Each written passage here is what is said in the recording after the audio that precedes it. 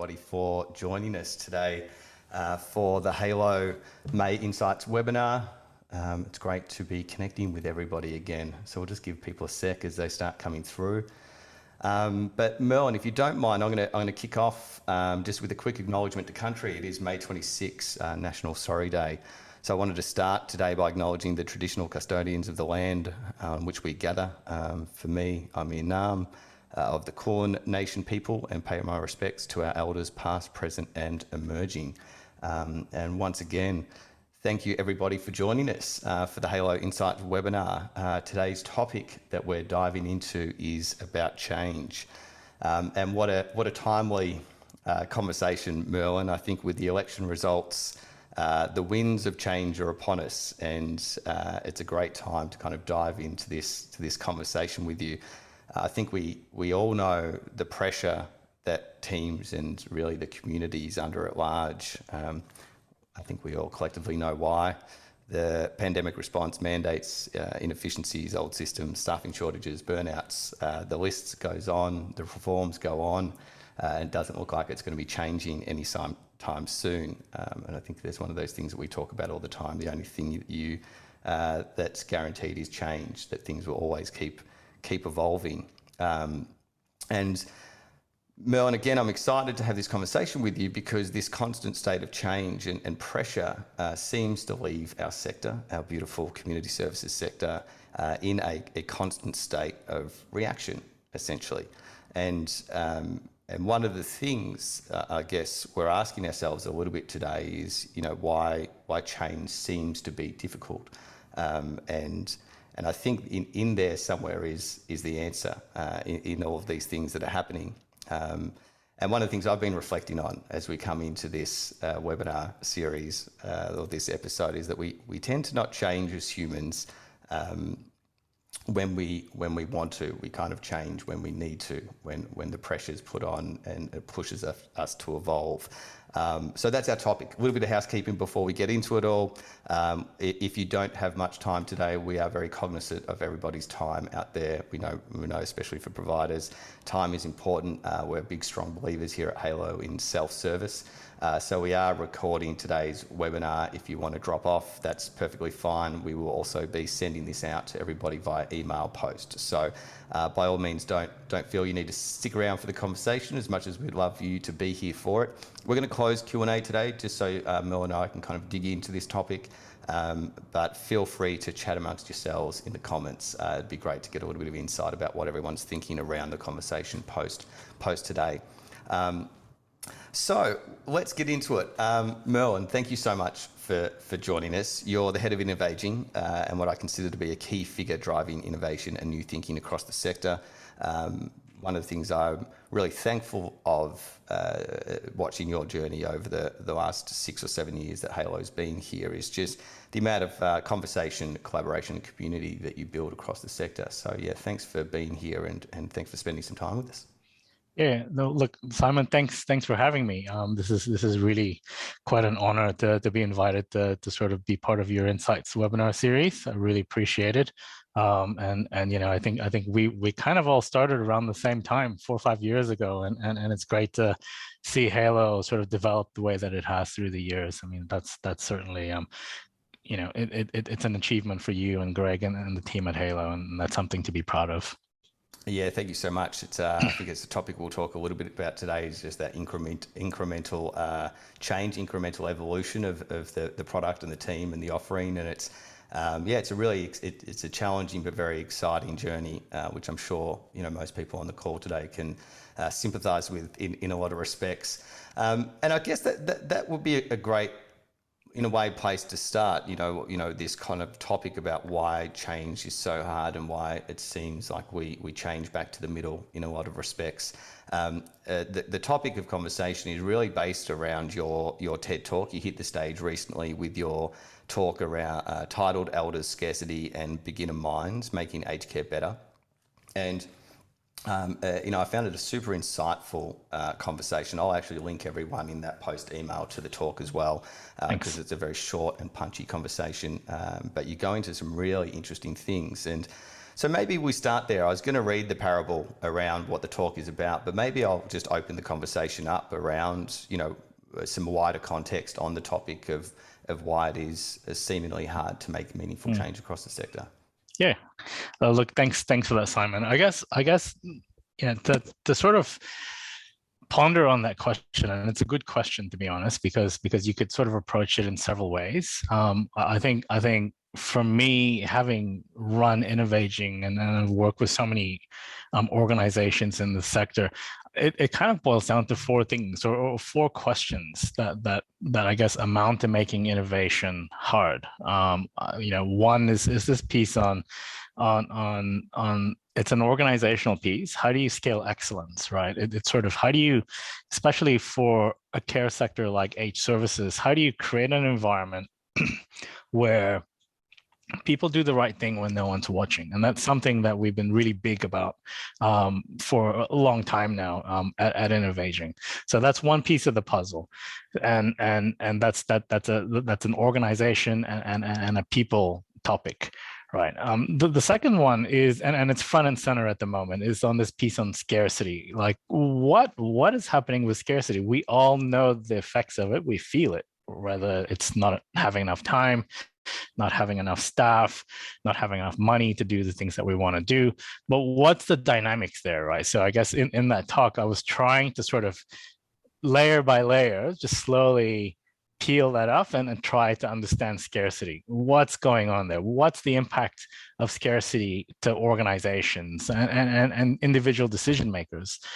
And then another layer to this, or another component to why, and there's four, so I'll just preempt that. Another element to this is this process of this piece on learning, right? How do we see the world? How do we learn? And subsequent from that impacts on the solutions that we come up with. And I guess one of the things that I've always wrestled with, whether it's in the H services sector or in another sector, is that change always seems to somehow or another land pretty close to the status quo. And why is that happening, right? And I think that falls into this piece on how our brains work as we get older, how we learn, how we allow ourselves to do new things and see new things. And I think that's really important. And then the last piece, and this is something that's more recent, is looking at the dynamics and the role that technology plays in the sector. There's, we have a premise, we seem to hold a premise, and it's a very 1990s premise right around the dot-com boom where, technology starts assuming a more strategic role in organizations. And I think that's true, and it's still valid. What's really interesting, and you've probably seen this too, when the pandemic started around 2019, 2020, what was really interesting was this increase in take-up of digital tools by aged care providers. And it was really great to see, because it also heralded a new way of doing things, right? But what was really interesting when we look past that was this realization that the tools were already there. And there were a lot of tools that were already there. What changed wasn't innovation or technology. There wasn't a paradigm shift in technology or anything like that. The real shift happened in the cognitive readiness of a lot of provider organizations in adopting these tools and doing things differently. So with that, with technology inherently being quite ubiquitous, readily available, relatively affordable, what's going on here, right? What's happening? There's a narrative that's changing with regards to technology, and that it's not really it's not the strategic value. It's actually an input, a commodity input in delivering services, and this is actually made more so by government. So, i.e., Royal Commission Recommendation 68, universal adoption of technology, that levels the playing field, right? And that changes the character of technology and what we're trying to achieve with technology in the sector. So that's my framing for our discussion. We can explore any of these threads if you'd like. So. Oh, awesome. And I think, a good place to start, as I say, is the start. So maybe, this topic of scarcity is quite interesting, and kind of how that plays out in the sector, because when I was listening to your talk, you start the talk by mentioning what you would call these quite aspirational topics or questions that you have received or receive from providers. I relate to it because we get it when we hear kind of requirements coming through, and you talk a little bit about things like AI and machine learning and robots and the Uberization of care, and we kind of refer to these. We refer to these topics at Hayylo, and we've definitely stolen this off someone, but as kind of the moonshots, these big aspirational, reform or change that we can see at a high level. And, sometimes it feels like that stops us from seeing the opportunities in front of us a little bit, or the problems in front of us. And I thought, could you explain a little bit more around that as far as the talk was concerned, and what you think drives that kind of aspirational thinking across the sector? Is it positive, negative? Yeah, and I think one of the, I guess a way of looking at it is first understanding that when we think in terms of scarcity, traditionally we take an economic view of scarcity. Essentially, we and it's a correct view in that they're unlimited wants and needs, and they're finite resources to meet those wants and needs, right? But what's really interesting to know is that there's a psychological dimension to scarcity, and if you're faced with scarcity every day, that takes on a character on its own with regards to how you make decisions, how you see opportunities. So one of the things that I highlighted in there was one of the effects of scarcity was tunneling, right? And so if you zero in on the fact that your organization doesn't have money, that becomes the one thing that you fixate on. How do I make more money? How do I get more money? But invariably, someone might come to you with an opportunity where you could deliver better service, get more clients, and make more money in exchange or in return, but you don't see it because at that initial level, it looks more like a cost, right, as opposed to an opportunity. And that's actually one of the byproducts when you're faced with scarcity. You start making decisions based on costs as opposed to opportunities. There's the impact of scarcity on executive control, and one good way of looking at that is remember when we talked about scaling excellence, doing the right thing when no one's looking. Well, if you're in an environment where you're constantly under the pump and you don't have enough resources to do the job right or properly, you're going to cut corners. And essentially, effectively, when you cut corners, something is going to go bump in the night. It's inevitable. It may not happen right at that very moment, but further along the line, something will go wrong, right? And so I think so there's a cognitive capacity element there, right? So you you're supposed to do one thing, but you do another thing because that's sort of the quicker fix, and it saves time and it feels more efficient at that moment. It probably feels like you're getting those gains. I can relate to that as far as our journey, even at Hayylo in the earlier days where we were looking to solve bigger problems and focus on these major kind of issues within the sector. But over our time, as our thinking's changed, we've drilled down more into bite size or smaller problems that we can kind of focus on that gain us more reward and more momentum, which is probably something that we can dig in a little bit as we go as well. Yeah. And I think something, the main point on that scarcity piece is actually when you look at it from a workforce standpoint, it's this understanding that the environment that you have, that you've created or that you fell into very much dictates how your organization operates, right? So, if you're in that acute scarcity level, you tunnel, so you lose sight of opportunities. If it impacts on your decision-making skills, you become dumber, and if it impacts on your executive control skills or abilities, then you become more impulsive, right? And that becomes a terrible mix. And I think with things like with organizations like Hayylo, what happens is that you kind of alleviate some of that pressure through technology and through the tools that you have, and I think that's actually a plus. Not intended to be a plug, but I just thought that's something. Look, as many as you want. You can plug Hayylo as many times as you like. But we'll get into that topic because I think that's quite interesting. Is how to reframe the problems a little bit as we go, because and going back to kind of the pacing through the talk that you did, you start to talk about, when I guess you dig into the problem statements a little bit more, the fears around the Eurization of care and these concepts, in the talk you start to uncover a little bit that the underlying questions kind of fall back into the same place. And this is what we refer to as the roof shots, as the more kind of close proximity. I wouldn't call them the day-to-day fires as such, but the best opportunities to make change, or the core things people are thinking about, which is, how do we build in systems to drive operational efficiency so we can provide better care? How do we continue delivering quality services, as you're saying, with the limited resources that we have? How do we maintain that service quality and those kind of things? And they seem to be the things that the providers anchor back on, especially when they're talking to us. Would you agree that that's the kind of underlying questions that are asked, or topics, or how does that kind of come to fruition when you think about it? The roof shots.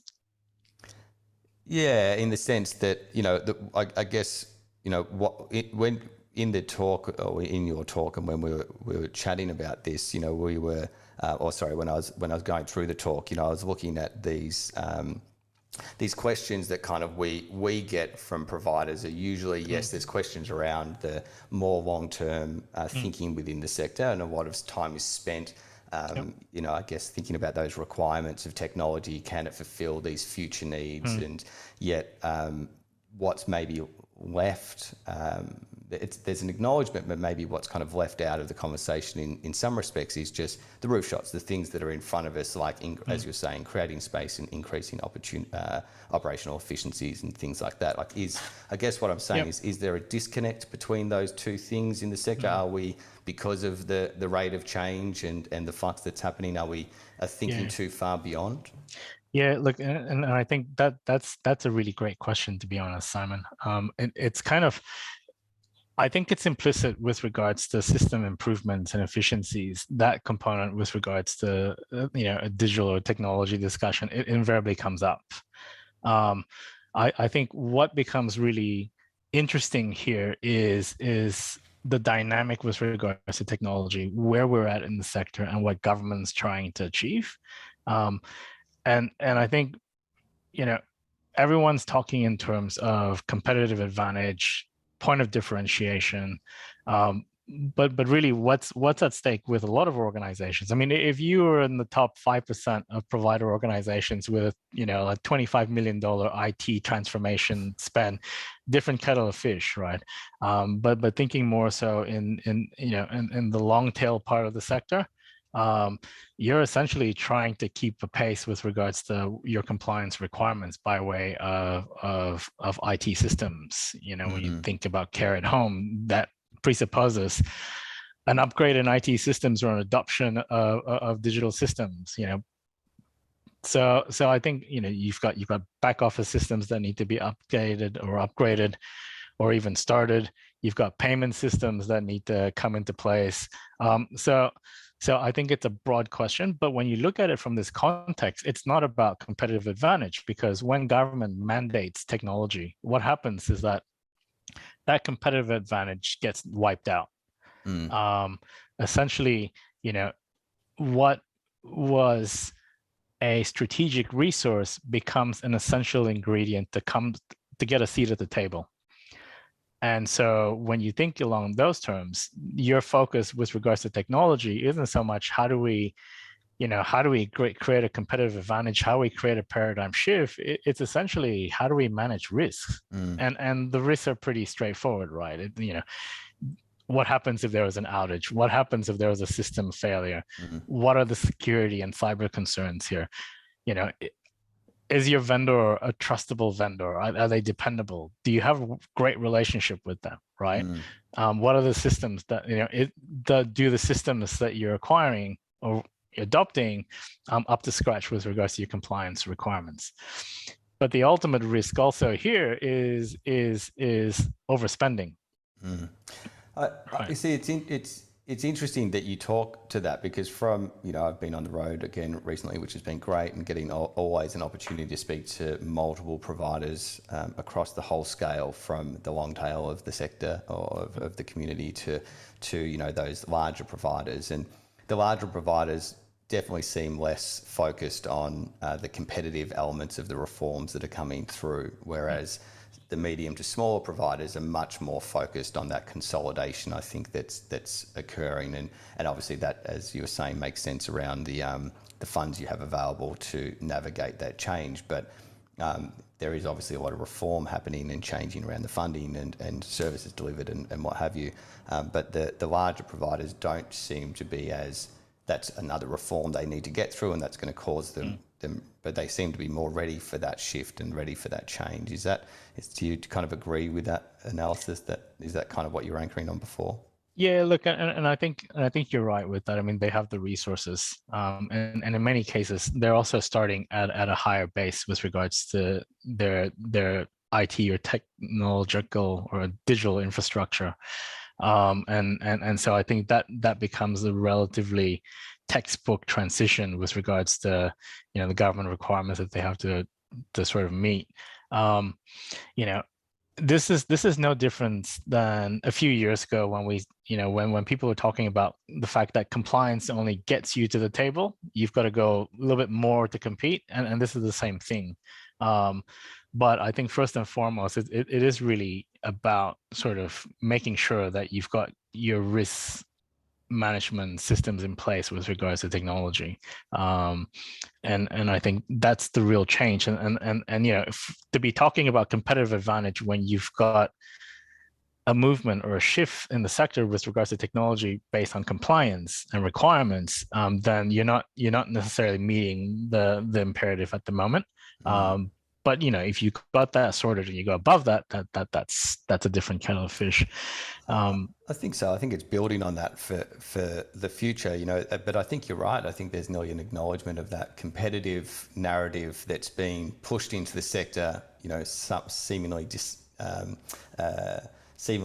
distracting the sector a little bit from those core things that are in front of us around the efficiencies and what have you. Yep. It is coming, but I think the rate of change in the sector, as we kind of know, is slow. And so it's a good topic, I think, to kind of anchor back on those things that you can affect, or as you're saying, that are mandated to affect through technology, through the government.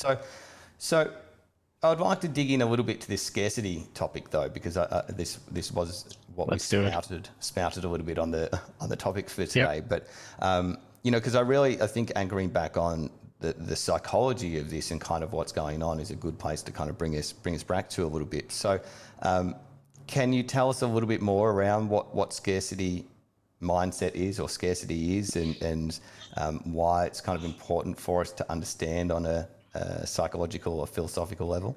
Yeah, look, essentially, it boils down to the three things that we talked about earlier on. The impacts of scarcity, and it's far-reaching when you look at it from the standpoint of the sector. Is that its impact? You tunnel. It impacts on your decision-making abilities, and it impacts on your executive control.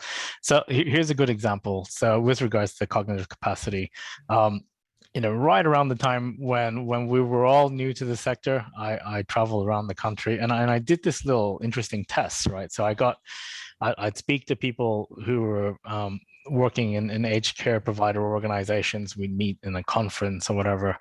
We'd talk about what they were doing. We talked about how their organization was sort of navigating through a lot of the reforms at the time. So this was 2017, 2018.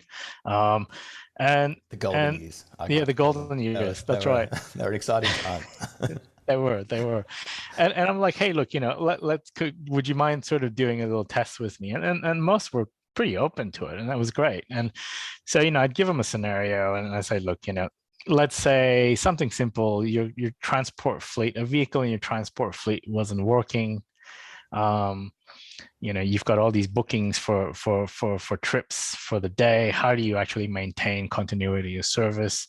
They talked me through it. And we did a test. And one of the things before we did the test was they self-identified whether they felt their organizations were doing okay or whether they were doing a little bit rough given circumstances. So we did the test. And then we do a second scenario, and it was always a tougher scenario where, maybe there was an instance of harm that happened, or something negligent was perpetrated, and the organization got in trouble. And then we talked through how they would sort of navigate through that. And then we did the same set of tests, different questions, but same type of tests, right? And what was really interesting was that in the first scenario, the easy scenario, like the test scores are pretty much the same. There was kind of average.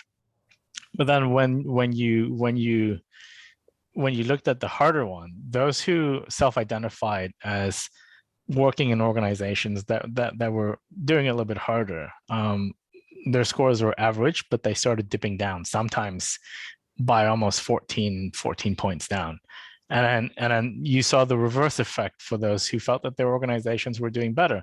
So interestingly enough, like there's almost like a level of confidence, right? Like if I'm with an organization that is winning, I can handle this, and it's purely psychological. But what was really interesting with this is that if you took 100 as the average IQ score, 14 or 15 points below marks you as borderline deficient. 15 points above marks you as being intellectually superior. And that's crazy. That's crazy. In one instance, you can be borderline deficient to intellectually superior.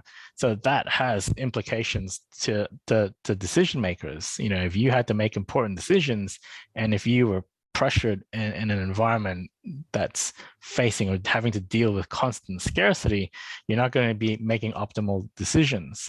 And it's the same thing with something like executive control, for example, right? Now, there was a study that was done that was published by University of New South Wales. It was conducted by a lady named Karen Gonçalves-Corrales and a gentleman named William von Hippel. And they had two groups of people. Most of these studies on executive control always involve two groups of people and memorizing numbers. So they had two groups of people. One had to memorize, I think it was an 8-digit number. And they brought these individuals into a room, and they were presented with a chicken's feet dish, right? So literally a chicken's foot as they presented it, and the expectation is that you would eat it. And what they found was that those who actually had to memorize the 8-digit number, who presumably were a little bit more stressed out than those who didn't have to memorize a number, kind of said it as it is when they saw the chicken's foot on a plate. And the article was entitled "That's Bloody Revolting," and that's a direct quote from one of the test participants. So when you're pressured, when you're under pressure, your ability to control your impulses or your reactions goes down. So all of these play up. If you look at the context of aged care and where service failure has happened, you can find these as touch points. You as Hayylo pitching Hayylo to decision makers, the tunneling effect, I'm sure you've got some stories on that. So, and I think that's the significance of scarcity. Without saying we need more money, I think it's more than that, right? It's an issue. That's right. It's what's the impact here, which also hits home on why we really need to address this. Because if not, what you find is this vicious cycle that occurs. You're never going to claw your way out of it, right? It makes a lot of sense to me personally and professionally in the journey of Hayylo. I understand all of that you're talking about as well. But, I know from the lockdowns, the escalating pressure of the sector, the stress of the journey over the last few years, I started doing research is probably not the right word. I started inquiring into these kind of topics. They talk about, I'm not the professional to talk about this stuff, but the overactive amygdala and, the cortisol that gets released into your body when you're under pressure, when you're in fight or flight, you go into the survival mode. And in that mode, you start making decisions that are, more from, as you're kind of saying, our baseline, what our training might be or what our instincts might be. You kind of fall back into old patterns, and therein lies some kind of issues, I guess, for people sometimes if they don't have a good baseline or whatever it might be. Under stress, we're really challenged. So do you think that is kind of what you're saying, is that in a way that's happening at scale across the sector, and then you speak a little bit about what you call the aged care scarcity cycle. 2-point question, is that what's happening, and how does that play out in the sector? Yeah, look, I probably wouldn't I probably wouldn't sort of paint the whole sector in this narrative. No, Um, of course not. but I think it's safe to say that it does affect most organizations and individuals in the sector. And you know, the scarcity cycle trap that you mentioned, I'm really impressed. You've actually gone through the talk. Victory Yeah, loves preparation, yeah. Merlin. That's one of our. I'm not worthy, Simon. I'm No, not worthy. don't be silly. So Don't be look, silly. and I think a lot of people can relate to the scarcity cycle trap. You know, the cause, the complex issues and problems, right? Not enough money, not enough time, not enough resources. The fix. So we focus on urgent things, which are essentially short-term, easy wins or low-hanging fruit that we can address. We put the more, you know, the less urgent things for another time, and then the outcome is that, well, we're putting out immediate fires, but new fires keep popping up. You know, since the TED Talk, and I, you know, I've workshopped this idea a couple of times before the TED Talk. I mean, this is one thing that really resonates with a lot of people in the sector. So I think, you know, it's probably safe to say that people see this and they experience it, but it's hard to break out of the cycle. So you know, yeah. Look, Merlin, I think you're touching on psychology that's felt across the whole community in a lot of respects. Yeah. You know, I think it's quite an interesting way to approach the thinking. You know, and I think that's one thing we don't potentially do well in society at times, is going to that underlying causality of why things occur. We just try and fix the outcome of the underlying issue, you know, in a lot of respects. And it can be confusing, as you're saying, under that pressure to be able to make the right decision at the right time, because you're not seeing things from, you know, a clear position potentially. Yeah. I mean, I guess before you go on any further, something that you've just mentioned there just sparked on an idea. And you know, before I started or worked on Innovaging, I mean, I ran an aged care service or a community sector service that where over 80% of our clients were aged services clients. And look, you know, one of the things that I was always obsessed with was creating slack in the organization. The truth of the matter, and look, that was the primary reason why we were able to win more grant funding than people thought we would be able to. It was the reason why we could do more on short notice when others couldn't. And you know, I think as a sector, we're so hell bent on this idea of efficiency that we forgot that, you know, it's like a race car. If I was going off-roading, I wouldn't be driving a Formula One car. You know, you'd probably be better off driving a shitbox, because they'd probably survive it.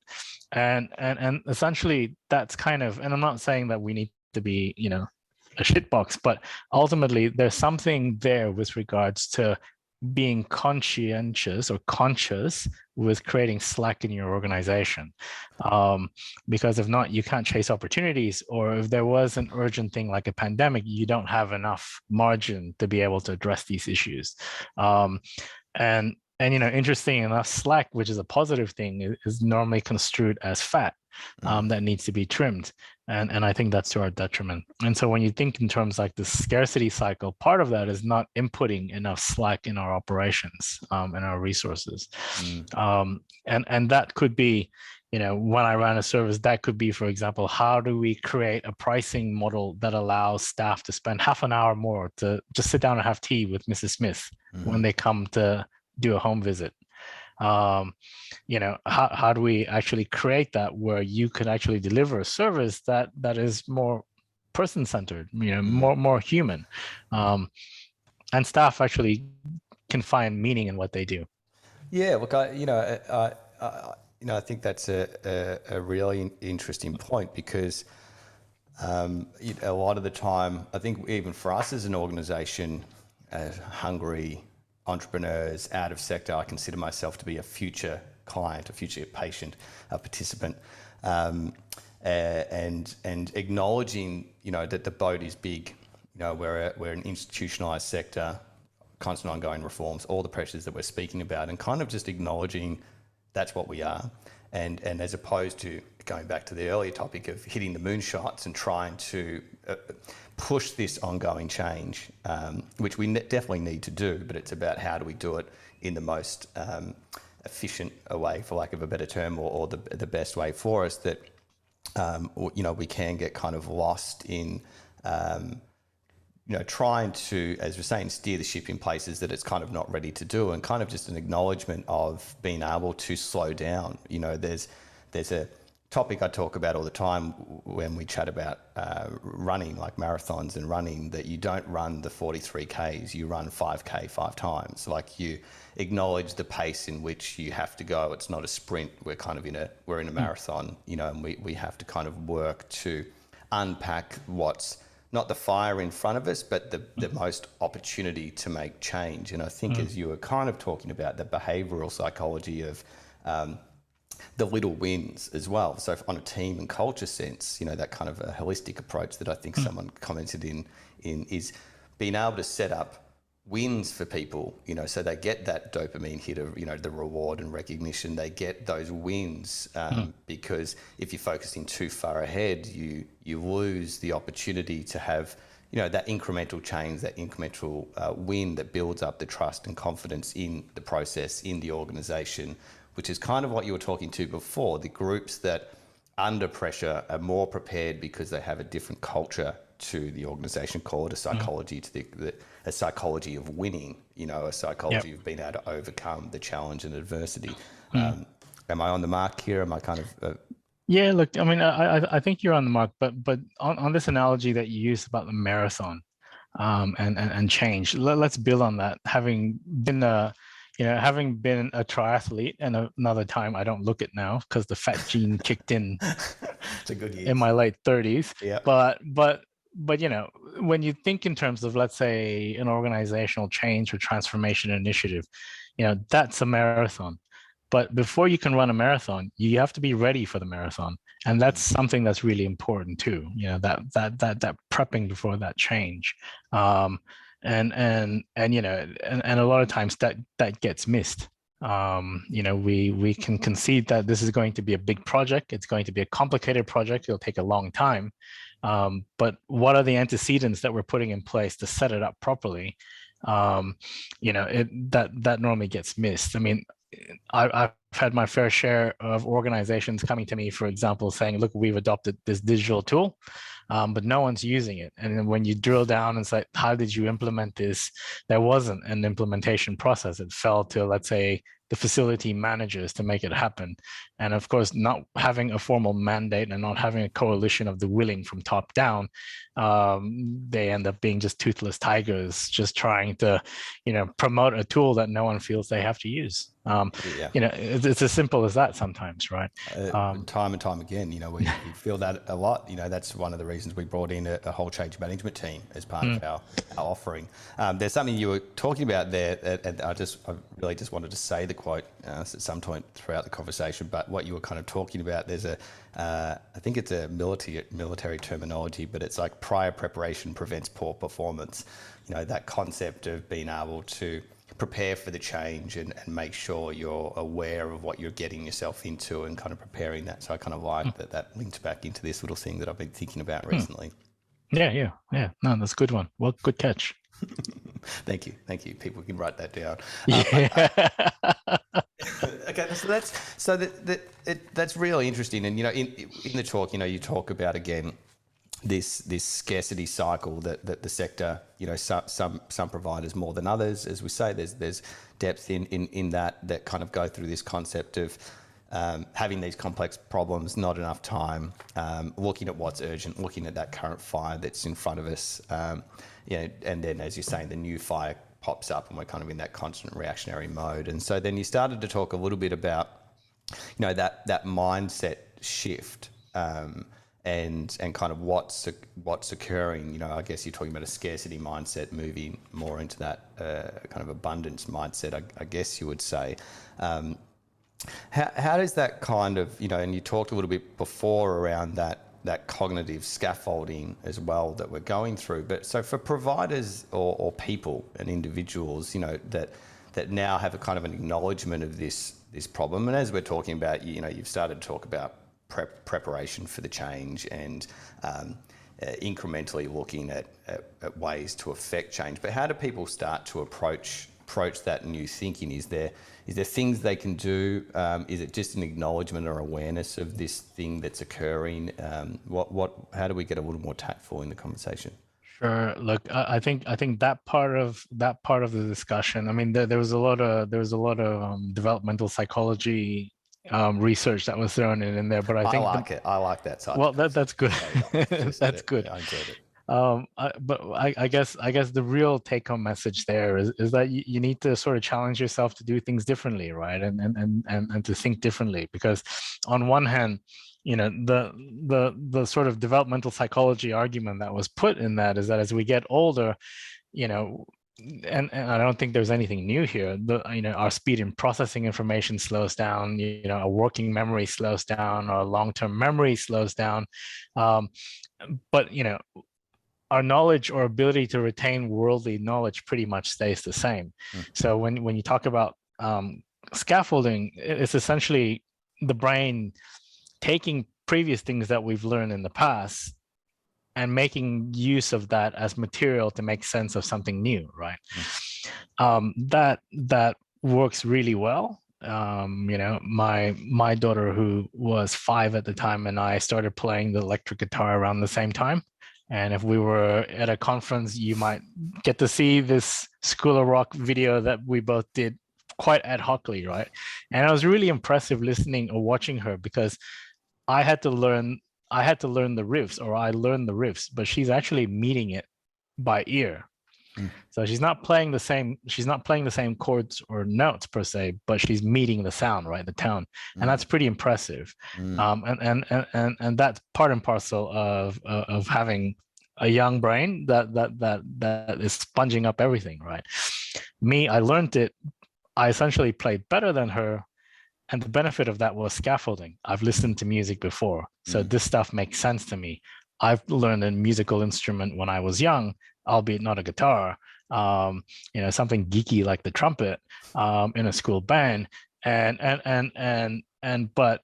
I know music theory at a basic level, so I can pick this up pretty quickly. And that's essentially the two brains working there, right? But the negative side for me is that where she's seeing this as something totally brand new and she's making sense of it, I'm limited by what I already know. So the plus is that I can go ahead of her on the curve, but she could potentially, with 10,000 hours of practice, pass me, right? And in addition to that, she might actually do new things with music, whereas I'm playing riffs from rock bands from the 70s and the 60s. And that's essentially part of the argument with this is with regards to beginner mind thinking and expert thinking. Because as an expert, you're limited to what you know. So when you're confronted, oh gosh, what was it? COVID-19 was a great example with the number of experts that happened overnight that seemed to kind of know what was going to happen next. And some of them were just calling it no different than a flu. And what's going to happen, when we go to endemic, and really right now we're going through a shadow pandemic.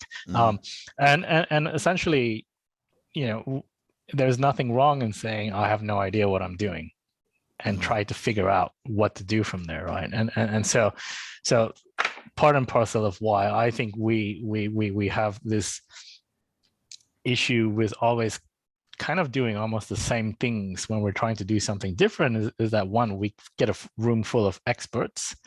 In the name of consultation, we're actually crowdsourcing solutions. Yeah. And the report is really a backlog of the same solutions that have been mentioned with different names over the last 20 years. And so no one breaks the cycle, right? Yeah, back to the center. Yeah. Exactly. And so we call it innovation, or we call it change, but it's familiar stuff. And so that part of the talk was just trying to make sense of it.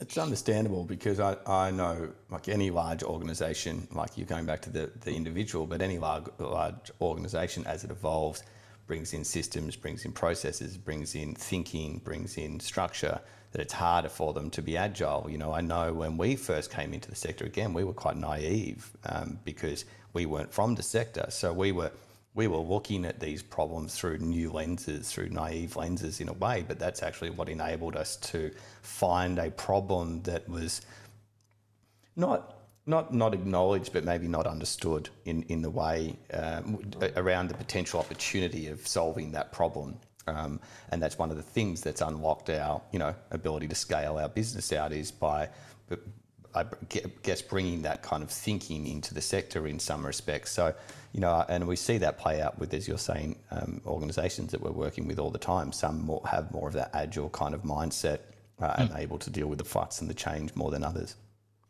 Yeah. Look, and I mean, even with what I said as the backdrop, I mean, change still happens. And I think, you do have people, our last Insights webinar series was on true grit and courage in making change, right? And you do have people who are like that, and they're doing incredible things. So yeah, and I think, part of it is to sort of assume, it's not to say that being an expert is not important, but as an expert, to take responsibility or take up that challenge in challenging yourself to see something differently, right? I think there's this thing called the candle challenge that was put up by a psychologist named Carl Dunker, and he gave people a candle, a box of thumbtacks, and a book of matches, and your aim was to get the candle, to stick the candle on the wall and to light it, right? And the people that did really well with it were 5-year-olds. And the reason why they did really well with this was primarily because, they didn't have a sense of functional fixedness with regards to what a candle should do, what thumbtacks should do, what a box should do, and what a book of matches should do, right? So they bent the stuff. And essentially, when it comes to problem solving in the sector, we're actually faced with that opportunity. I wouldn't call it a challenge. We're faced with that opportunity, and whether we see it or not, that's the tricky bit. Yeah, look, completely, and I think it's that mentality shift that you're talking about, and that's always, the innovator kind of looks at the opportunity and the challenge. But they even say on the science, the research and science that's kind of coming out around the fact that for the human brain, that novelty creates neuroplasticity. Looking at dementia, Alzheimer's, those kind of studies at the moment, increasing your novelty, walking to work in a different way, whatever it might be, these small minor changes that you can do will actually increase the neuroplasticity of the mind and can help with memory retention and those kind of things as we age as well. So it makes sense that on the micro that happens for a human, but then also on the macro for organizations and kind of society at large. So most definitely. It's a really cool kind of thing to anchor on. It's quite interesting as well, because it's funny, and I think, like we were talking about at the start, we were talking about the fact that, or you were talking about, the fact that over the pandemic, there was already this underlying technology that was there, and with that, going back to my comment around we change when we have to, generally not because we need to or we want to. There was some amazing examples from groups that did start to see things through a different lens. And I was chatting to a CEO of a care provider in New South Wales, Viv. Hi, Viv. You're watching by any chance? And she got up quite passionately at the AXA conference, and it was probably one of the most passionate conferences I've been to. I think probably because one of the first times everyone's got together post the pandemic, and she was saying that and this is what I thought was really cool, because going back to that concept of the boat moves slowly, and it's in a way it's like go slow to go fast, in the sense that we are making change, and sometimes it may not feel like it, but we are making incremental change every day, and it's kind of like releasing ourselves from that. I think going back to your 3 elements around scarcity, like you can change, you can lower the expectation, so to speak, is one of the ways to overcome scarcity, is decrease the expectation. And anyway, she was telling a story that over the pandemic, what they were able to do is, because in their residential facility in lockdowns, getting increasing calls coming through, the pressure from the community to get answers about how mum's going, whatever it might be. So she started to implement, and as we were talking, we were having a call the other day, and as we were talking, she said, I'm up to my 160th proactive communication to the community. I'm like, what are you talking about, Viv? What is this thing, proactive communication? So over the lockdowns, because of the increase in those calls, what they were able to do is, through the pressure of what was happening, they start to proactively communicate out to the families. And what that ended up doing is reducing that inbound flux of communication that was coming in. So she was able to, through that pressure, I guess, find an opportunity to innovate at something within arm's reach. And that has enabled her, more space to do different things across the organisation now. Yeah, now that's great. I mean, one thing, just kind of building on that, we recently kickstarted our innovation managers program, which is the first of its kind in the country, and module 2 was on designing services, and one of the things that was really important that we impressed upon the participants for the workshop was that you're here to design, especially in a care sector, you're here to design for meaning, and everything else comes along with it, and if you don't design for meaning, and if you don't engage, then people won't come your way. And certainly when I was on the front lines and ran a service, that was that was the front and center focus with what we did and with the programs that we delivered. You can be cynical and say that we're all doing the same things in the sector. It's just how we go about doing it. I tend to disagree with that, because I think we can actually do different things, not just the same things. But there is a grain of truth in that. That process of how we do it is that secret sauce. And the model, or the value model for age services, isn't that hard. Like, you don't have to overcook your business model. If you calibrate to impart meaning to the people that you look after, and you focus on creating real engagement, people will come your way. And in our case, it was really quite incredible. I mean, for me, it was evidence with regards to this position, and that we were just a small local community sector organization, but we started getting clients for home care packages coming in from a lot of the bigger providers. And when home care packages came in, it was just this almost an understanding that we were going to lose clients to the bigger providers. I'm like, I don't necessarily think so. We can do something here that the bigger players couldn't do. And we grew our client base to like over 1,200 in like 12 months. Like, it was just astounding. Meaning and engagement, really important. But the other component to it, sorry, I'm on a roll right now. The other component is on this piece on scaling, right? And many times when you talk about scaling, it means growing something bigger, and that's fine. But it's normally in the context of business development and sales. And most times when people talk about scaling, they're thinking in terms of a footprint issue. And what I did, I shifted that focus to a mindset focus, and that, let's grow this, but we'll grow it indirectly from a business standpoint. Let's create meaning for our clients and their families. Let's engage them, or create systems where they can engage with each other better. But at the same time, when we think in terms of scaling the business, if we get the engagement right, people are going to come. The business will grow, or the organization will grow. But before we talk about the sales and development side of things and invest money in growing that, where the systems aren't in place, essentially you're writing checks that your organization can't cash. Let's focus on the mindset, right? Especially in a reform context at the time when we had CDC, for example, and then shortly after the quality standards, staff need to have the right mindset. So how do we scale that, right?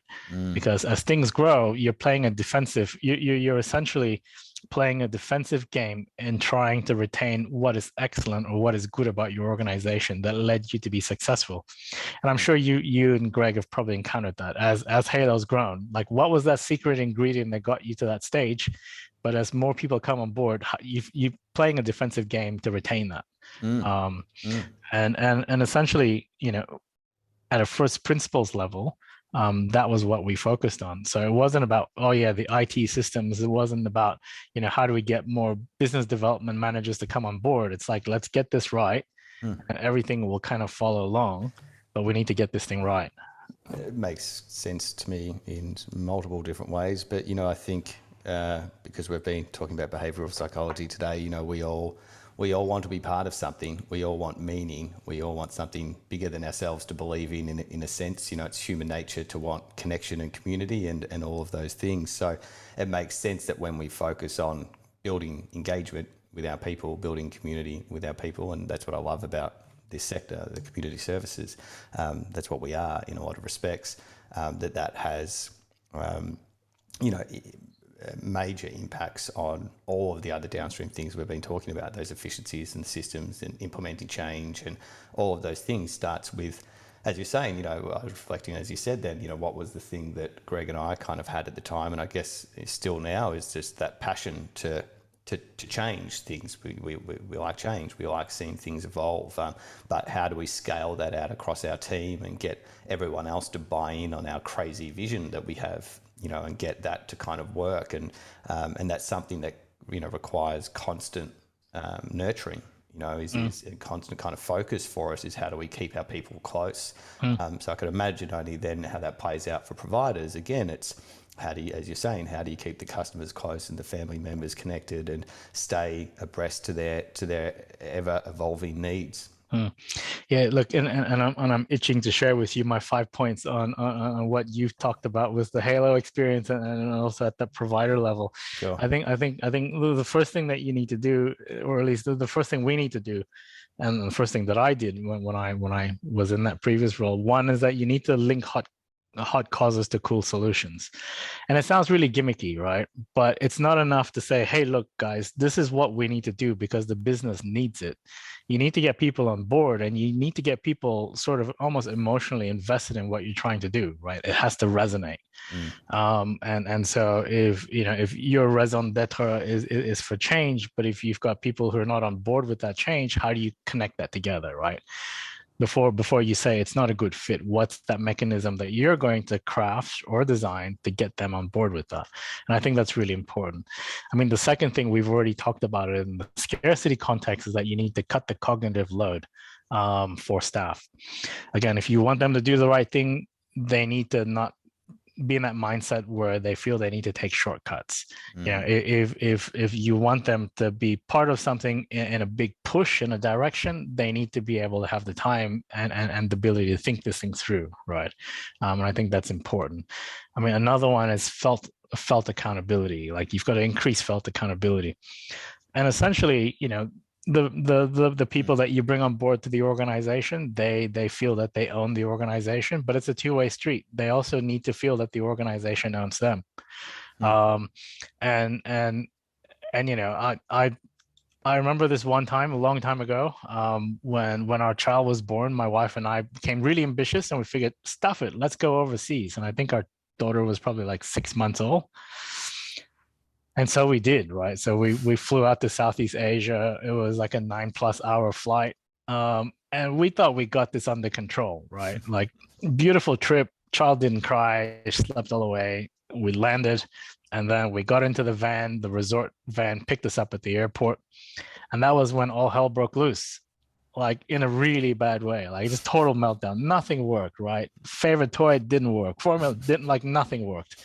And that was the first instance where I think we both felt like terrible parents. Like, one, we felt just so responsible taking this trip. Two, there was, for some reason, there was nothing we could do. And to make matters worse, the driver kept looking. I saw the eyes in the rear view mirror. I'm like, oh God, like, we're the worst people in the world, just the absolute worst people. An hour and a half later, we got to the resort, and it was the most incredible thing. The lady at reception greeted us at the vehicle and said, look, don't worry, Mr. Kong. I still have issues being called Mr. Kong, but I'm working on that. We've taken care of everything. Just come with me to your room. Took us up to the top floor, just this beautiful view overlooking this harbor or this lagoon, big veranda. And something I noticed was that there was a cot when we never asked for a cot. There was a thermos of hot water to make formula if we wanted to make formula. I noticed that there was a platter of fresh fruit, and it was still cold, so it wasn't sitting there. and there were some flowers on the bed. And I'm like, oh wow, this is pretty neat. Like, like this is great service. I didn't think much about it. The wife and child finally settled down. They were taking a nap. I went for a walk and I saw the lady at reception and I said, look, how did you know what to do? Right. Like that was like, that's almost like, that's Precog stuff going on. Yeah. That's some, superhero stuff. And she's like, oh, look, sir, it was really pretty simple. Your driver noticed that you and your wife were really stressed out. So he sent us a text message and said, baby crying, both parents very stressed out, please help. Right. And so we knew what to do from there on. So of course, the moral of the lesson here is about felt accountability, not texting while you're driving. I just need to get that clear, right? Don't text when you drive. Good. Voice to text. But yeah, this was outside of Australia, and anything that happens outside is a different issue. But it was a great example of felt accountability, right? Like they knew what they needed to do. There was really no response. If you look at a job description, there was no need to do what they did, but they did it. And I've pondered on this a long time. In fact, somewhere in this bookcase is a thank you card that they sent us after we got back, which is even more incredible. And it was signed by all the staff that looked after us. And to be honest, Simon, like I don't think you can really do anything about felt accountability beyond hiring people who are pre-wired to feel accountable with organizations that they're at. And in this case, it was really interesting because this was a resort. It was out of the city, and the resort company struck a deal with the local community where they created jobs. And what happened was this beautiful win-win effect where the local community had jobs and they were working at a resort where they felt really proud that they had a job at.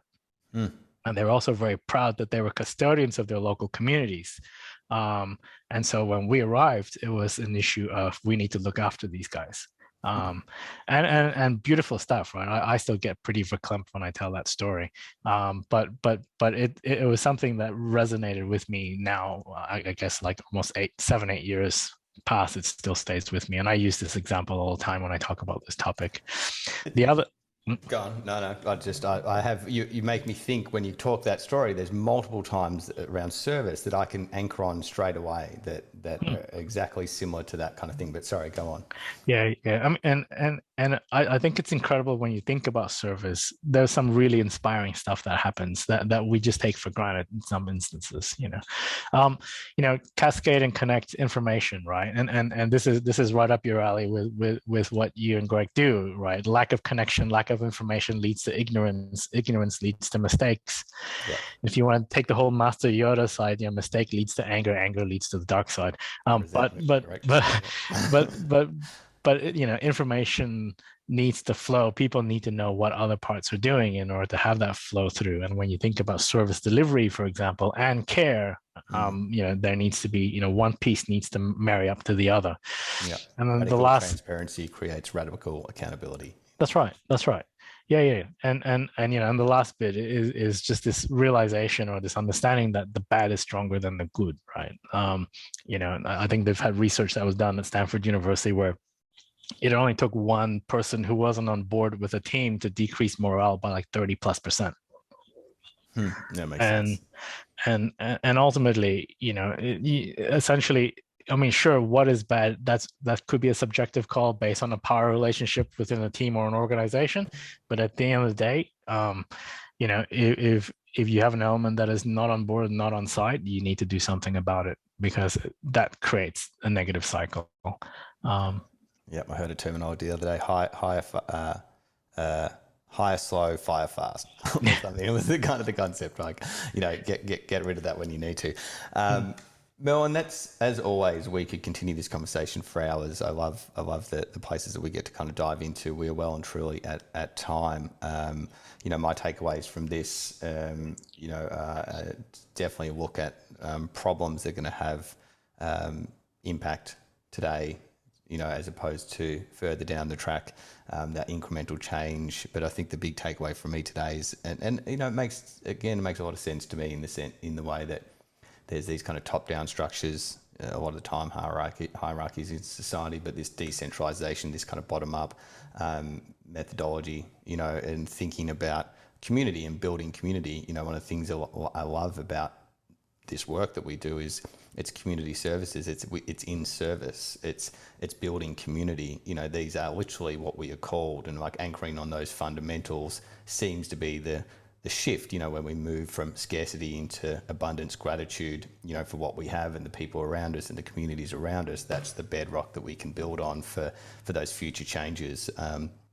As well as you were saying, you know, focusing on things, or as I was saying then, focusing on things that you can gain the win from and effect from. But any final thoughts before we end this for everybody? Any last kind of reflections or anything you wanted to add?